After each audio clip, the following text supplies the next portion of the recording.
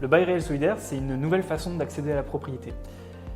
Le BRS repose sur la collaboration de 3 grands acteurs. Le premier acteur, c'est l'organisme de foncier solidaire, donc l'OFS.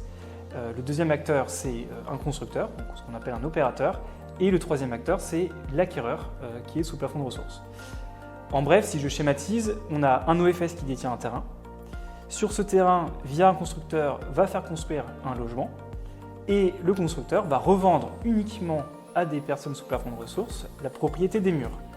La propriété du terrain restant la propriété de l'organisme de foncier solidaire. Donc pour faire ce schéma-là, il faut qu'on signe un contrat qui s'appelle le bail réel solidaire, et c'est un bail de très longue durée qui a vocation à se recharger dans le temps. Alors, les personnes qui peuvent bénéficier du bail réel solidaire, ce sont les personnes qui sont sous plafond de ressources, et on prend les plafonds de ressources PSLA.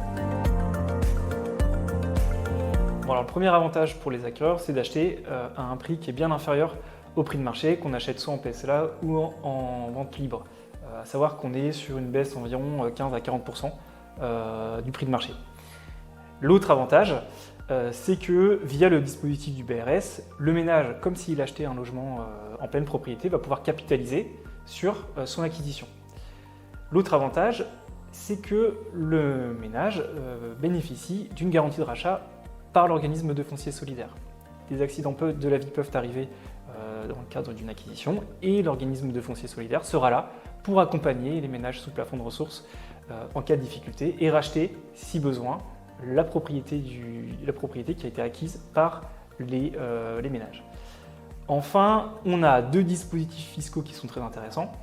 Une TVA à 5,5 dans le cadre de l'acquisition. L'octroi du PTZ pour les primo-accédants, puisque le PTZ a été maintenu pour le dispositif du BRS. Et pour terminer, les collectivités peuvent, en fonction des choix qui sont faits au sein de leurs conseils municipaux, octroyer un abattement de taxes foncières qui peut aller de 30% à 100%.